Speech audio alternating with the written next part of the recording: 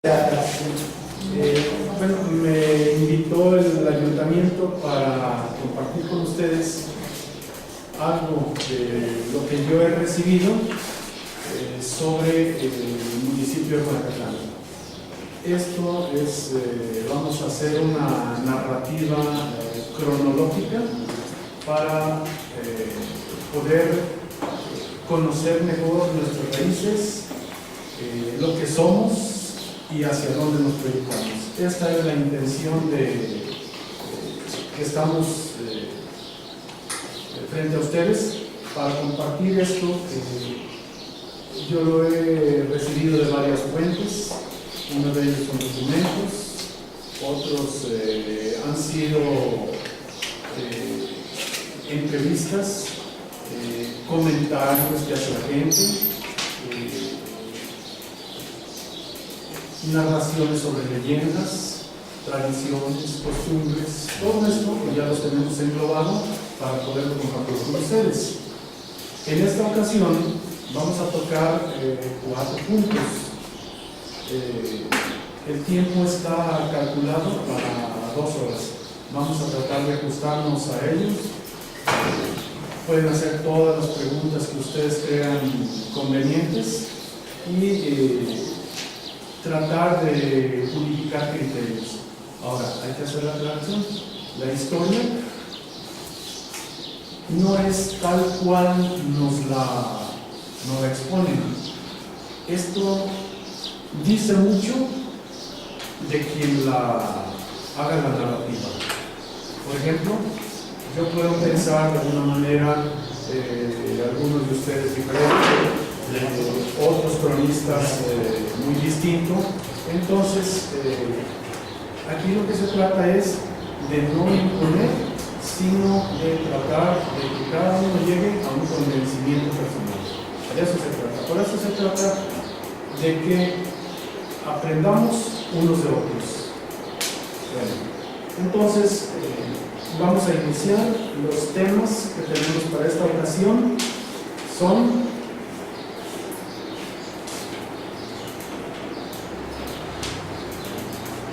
no se ve,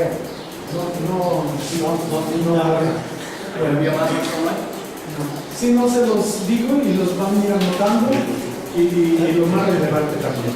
Bueno, el primer tema que vamos a ver es descubrimiento,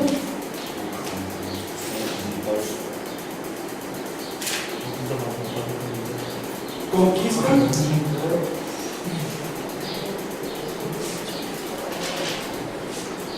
y evangelización de América. Evangelización de América. ¿De América? Gracias. Sí. Vamos a... ¿Cómo se llamaría entonces el conjunto de la charla? Es simplemente conociendo nuestro municipio. Pero para poder conocer nuestro municipio es importante hacer los antecedentes, una trayectoria histórica partiendo de lo general para llegar a lo particular. En este caso vamos a ver el por qué. Vamos a marcar un poquito la historia de México. Esa es la razón. Entonces,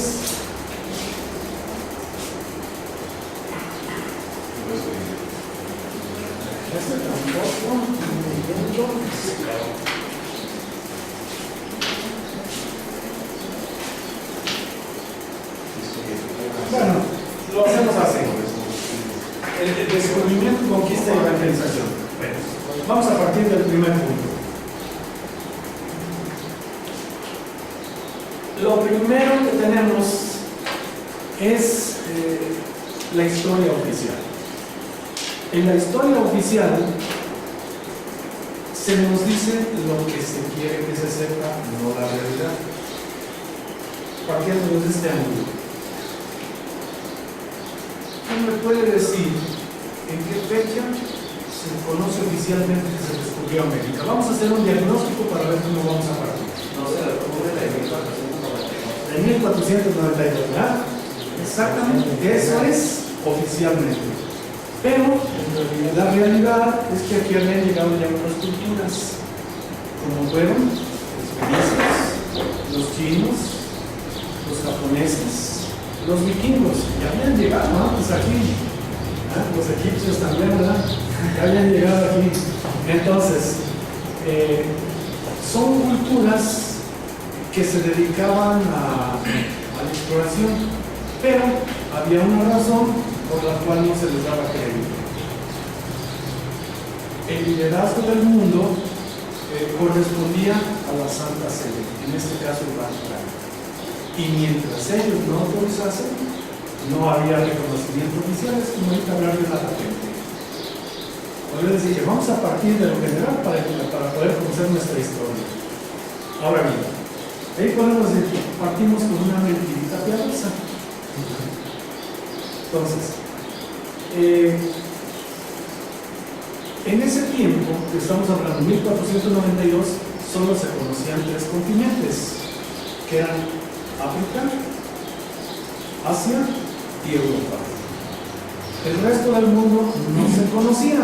De ahí los conceptos que se creía que la Tierra, equivocadamente, se creía que la Tierra era plana y estable, estaba sostenida en 4 tortugas y era el centro del universo. Ahora nosotros sabemos que esto no tiene sentido, ¿verdad? Por muy teológicos que seamos. Ahora bien, sabemos también, aclarando esto, que la Tierra tiene 3 movimientos: rotación, traslación y pendular. Gira sobre su propio eje a 1930 kilómetros por hora. Se desplaza a través de su órbita del Sol a 32 kilómetros por segundo, una distancia como de Managatlán la va a bajar en un segundo. Esto es lo importante que debemos entender nosotros en nuestra historia. Y de aquí, cuando Cristóbal Colón habló primero en su tierra natal, Italia, que podía encontrar otros espacios de tierra habitables, y no lo creyeron. Pasó a Portugal, pasó lo mismo. Cuando llega a España, creen en su proyecto Isabel y Fernando. Isabel de Castilla y Fernando de Aragón. Entonces, dicen que financiamos el viaje. Y a eso se debe lo que todos nosotros conocemos, que ese viaje partió del puerto de Palos, para que tengan la fecha, el 3 de agosto de 1492.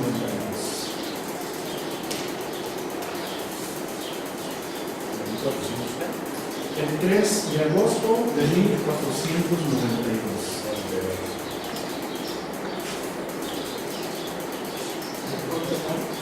Así es.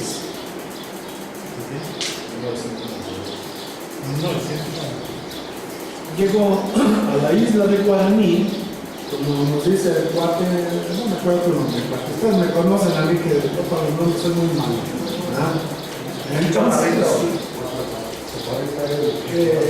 llegó a la isla de Guaraní precisamente el 12 de octubre de 1492, como bien nos lo hace saber.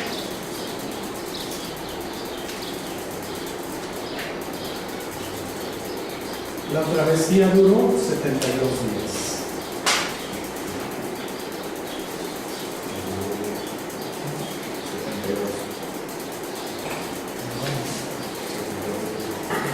De ahí deriva que a esta isla se le conoce como de San Salvador. El vigía, que fue quien dio por primera vez las nuevas tierras, fue Rodrigo de Triana.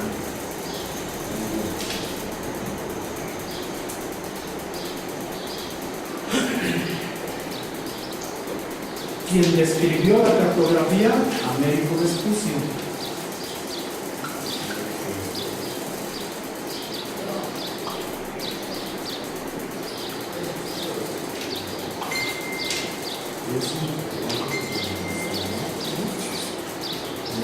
Quienes financiaron el viaje, los reyes católicos, Isabel y Fernando. Américo Vespucio y el otro eran tripulantes de las Carolinas. Sí, se habla que en cada una de las carabelas, Carabelas. sí, Es que las Carolinas de los dos no tenían alrededor de 30 navegantes. Estos podemos decir entre comillas navegantes, porque los únicos que conocían las rutas de navegación, aunque no las tierras a las cuales pretendían llegar, eran quienes venían a cargo de las mismas. Uno era Cristóbal Colón, comandante en jefe. ¿Él en cuál venía? ¿La niña? No sé cuál vendría, pero en la línea bajita ya se pasaba. Y venían otros dos hermanos en las otras dos, que eran los hermanos Pinzón. Entonces, podemos hablar, no cuánta gentes venían en esa travesía. Y digo, no todos eran gentes hechos a la mar, porque normalmente eran presos, Eran delincuentes que decían, échalos para que se vayan a la supuesta cascada que había en el fin del mundo. Por eso se creía que la tierra era plana y llegaba un momento en que llegaba a un desfiladero. Y llegan a esas tierras, pero equivocadamente ellos creyeron que era. Llegaron a El Salvador, ¿no? ¿Mandé? No, llegaron a El Salvador. A la isla de San Salvador. Pero ellos creyeron que habían llegado a la India. Por eso nosotros también equivocadamente los llamamos indios. Y para poderlos diferenciar, ya dijeron que sean indígenas. Esa es la aclaración, ¿verdad? Entonces, ahora, ¿quién fue el que dio el título de propiedad y los nombramientos a los navegantes? Fue la máxima autoridad en ese tiempo, que era su santidad el Papa Alejandro VI.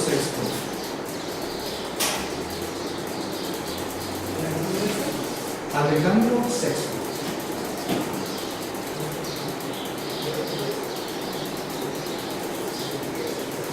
Dio la autorización. Más bien él fue, vamos a decirte por qué. El Papa, con toda su humildad, tiene 14 títulos de nobleza. Entre ellos, celebración. Por eso digo, con toda su humildad. Entre ellos, el Papa, boca de Cristo, vicario de Cristo, representante de Cristo en la tierra, su santidad. Bueno, por algunos, así, por citar, son 14 los que tienen. Entonces, el Papa, como representante de Cristo en la tierra, fue el que les dijo: Isabel y Fernando son los dueños de estas tierras. Cristóbal Colón y los hermanos Pinzón son los descubridores. Rodrigo de Triana, el vigía que vio por primera vez. Américo Vespucio, el cartógrafo. Ahora, si nosotros nos metemos y queremos saber un poquito más sobre este célebre personaje, yo diría tristemente célebre, ustedes lo pueden identificar como Rodrigo Borgia. ¿A Vespucio? ¿Dónde? El Papa. ¿Sí? Que fue una bien ficha. ¿Cómo, perdón? ¿Cuál es el de Alejandro VI? Alejandro VI o Rodrigo Borgia. Es que tienen un nombre de pila y un nombre pontificio. ¿Y para la cartografía ya existían en ese tiempo las coordenadas y todo eso? No. Entonces, ¿cómo hizo la cartografía? ¿Cómo pudo haber por medio de las Bueno, se hacían las rutas de navegación por medio de las corrientes marinas. Es que el mar supuestamente está hecho con el cuerpo humano. ¿Ves? Que tenemos venas, capilares, aortas, órganos. El mar es la vida. Por eso es que nosotros como humanos estamos hechos en proporción el 80%, ¿no? a un equilibrio del 80-20 con el mar y la tierra. El cuerpo humano está hecho igual. A eso se debe. Científicamente eso está comprobado. Ahora, Alejandro VI fue un papa muy corrupto. De los 265 papas que hemos tenido a través de la historia, ese es uno de los más corruptos. Entonces, pero pues, era la máxima autoridad, a él se le aplicó sobre esto. Entonces, hasta aquí, ¿hay alguna pregunta o algún comentario? Seguimos. Ahora, pasamos ahora sí a nuestro pueblo. En la época precolombina, en nuestro espacio geográfico había alrededor de 170 etnias.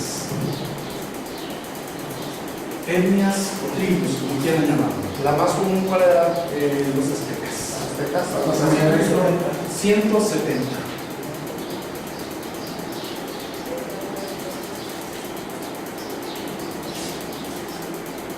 Lamentablemente, solo nos quedan 62. En la actualidad. Sí.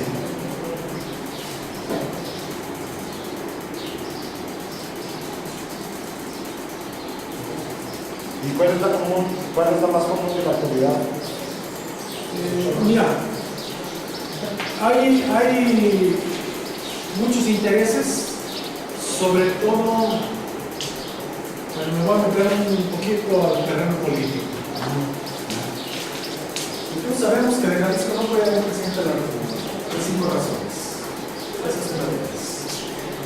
Por ese paradigma. Bueno, paradigma más bien es un cambio radical en el que nosotros no creemos que sea posible, pero ahora sabemos que sí, hasta lo disfrutamos. Un paradigma. Ahora, entre ellos, depositar eso, se nos dice, incluso la selección de fútbol, si la ven en el deporte, dice la selección azteca. Y nosotros como pueblo no tenemos nada de aztecas. Nosotros somos un derivado de los chichimecas o nahualtecas. Nahualtecas es el nombre común, chichimeca es el nombre despectivo. Es como decirle al español cachuqueño. ¿Cómo decir qué? Al español, el término común de decirle eres una raza pura, eres el español, pero quieres ofenderlo, dile cachuqueño. Al derbeño, dile chilango.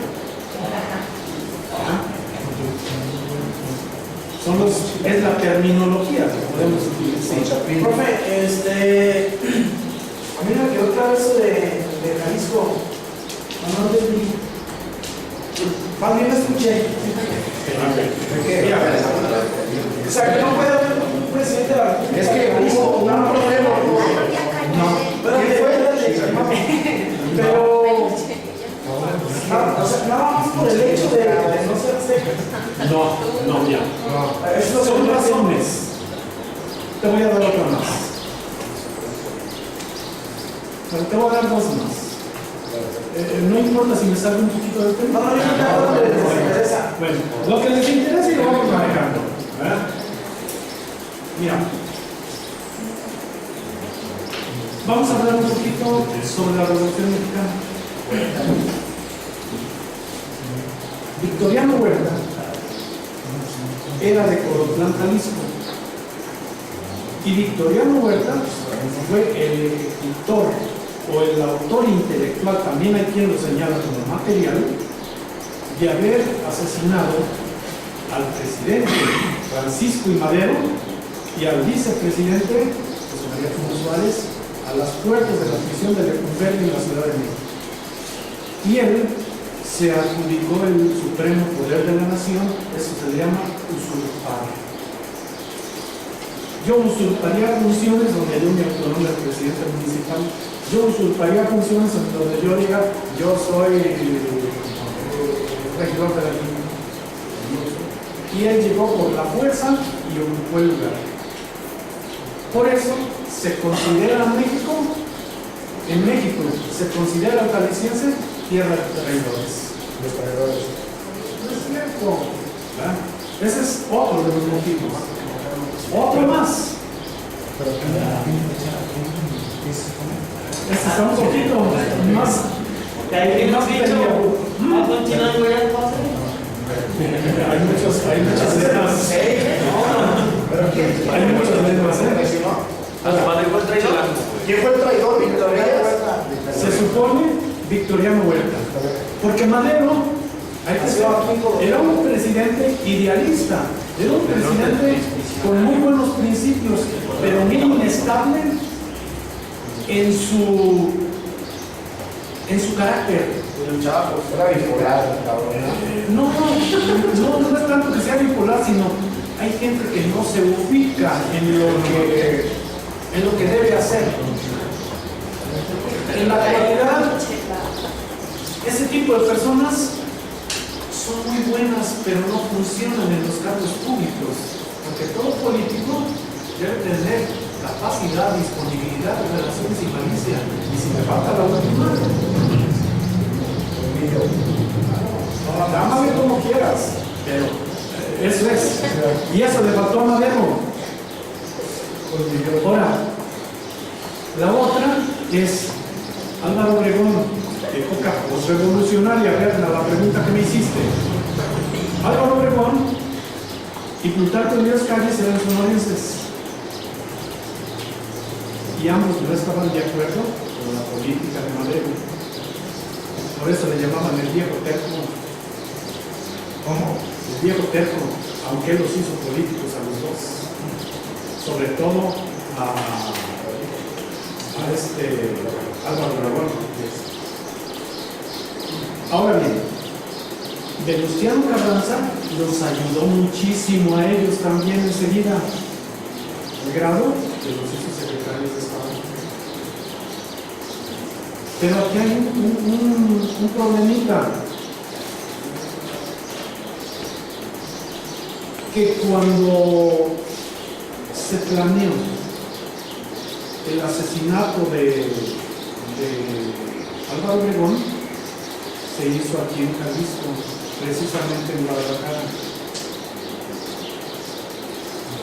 No señalo grupos porque puede venir a alguien que participe en ello, pero aquí se planteó en una reunión religiosa. Extraoficialmente, esto no hay documentos, pero extraoficialmente se sabe que la pistola con que lo ejecutaron la compró la madre Conchita, la bendijo el padre Tron, y la ejecución la hizo José León Torralba.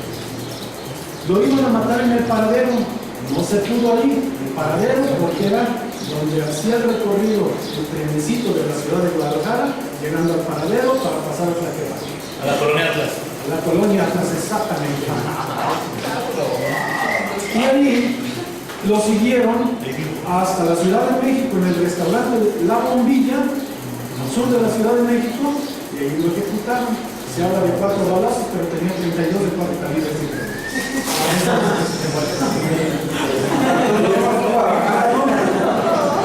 Por eso les digo, hay cosas que no puede uno tocar abiertamente porque puede uno venir. Como les digo, extraoficialmente se sabe de esto. No hay documentos que lo corroboren. Por eso, Álvaro Obregón catalogaba a Jalisco como el gallinero de la nación.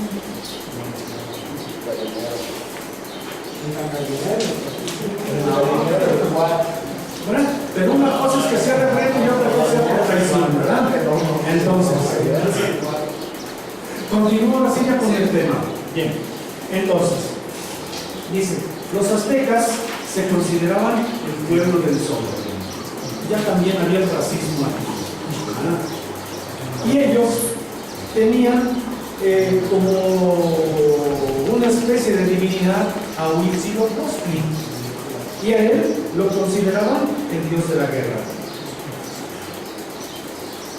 Y decían que tenían como misión cósmica la conquista del universo. ¿Cuál era el universo? Las tribus circunvecinas. Eso es.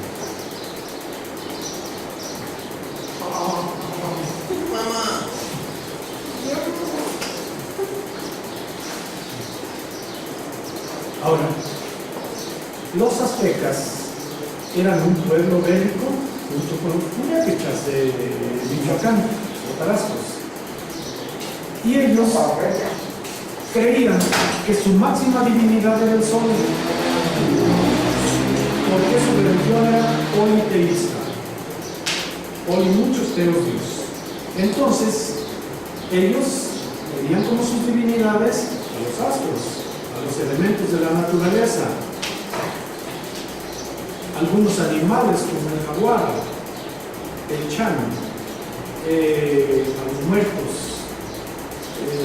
tótems, pero su máxima divinidad era el sol. Y creían que los dioses, como todavía hasta la fecha hay gente que cree, que tienen estados anímicos. Dios está enojado, Dios está contento. Si así fuera, dejaría de ser Dios. Pero bueno, ellos creían en ello. Y por eso a sus súbditos les cortaban una oreja. Los llevaban al sacrificio y les abrían el pecho y les sacaban el corazón y la sangre, porque creían que eran las ofrendas que había que entregarle al sol para mantenerlo contento. Repito, orejas, corazones y sangre. Y ahí los sacrificios humanos. Los llaman pueblo bárbaro, no es cierto. En otras culturas también lo han hecho, hasta en hebrea. ¿Verdad? Pero nosotros siempre nos han tirado por ese lado. Pero la mayoría de pueblos han tenido esa forma de agradar a sus dioses.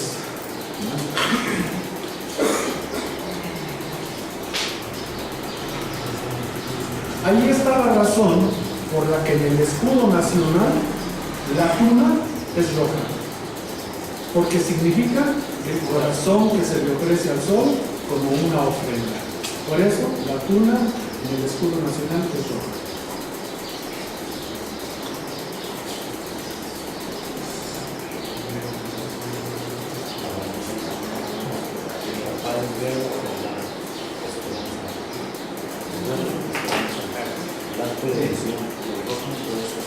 ¿Comentarios de este punto?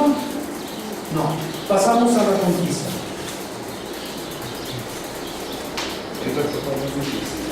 En la conquista, el comandante en jefe fue Hernán Cortés. Sus subordinados eran uno de ellos, podemos decir, Cristóbal de Oñate, otro sería Nuño Beltrán de Guzmán. Él fue el que llegó aquí, ¿no? Sí, precisamente aquí. Y ahorita podemos ver el por qué y cómo se estructuró este territorio. Ahora, Hernán Cortés salió a conquistar estas tierras continentales, el 18 de febrero de 1519.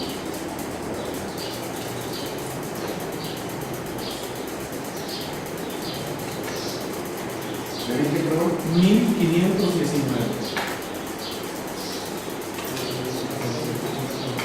Traía 11 naves.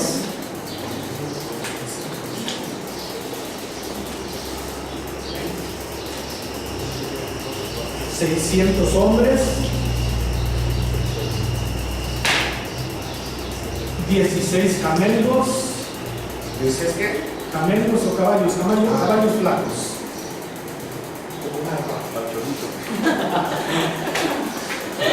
32 ballestas. ¿Qué es ballestas? Tipo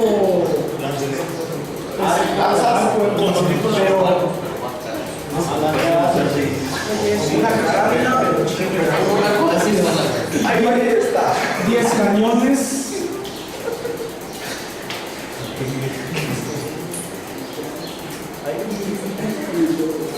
Y llegaron a Tenochtitlán, yo no he escuchado pronunciar de los dos nombres. Que ahorita es México. El 8 de noviembre de 1519.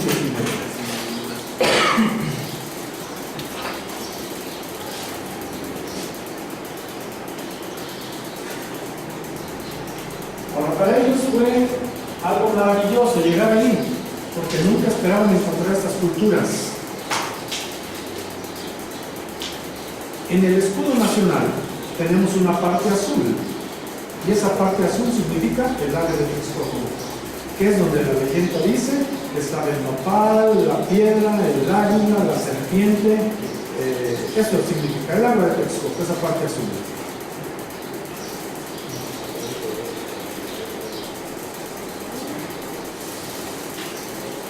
Y en ese espacio geográfico estaba enclavada esta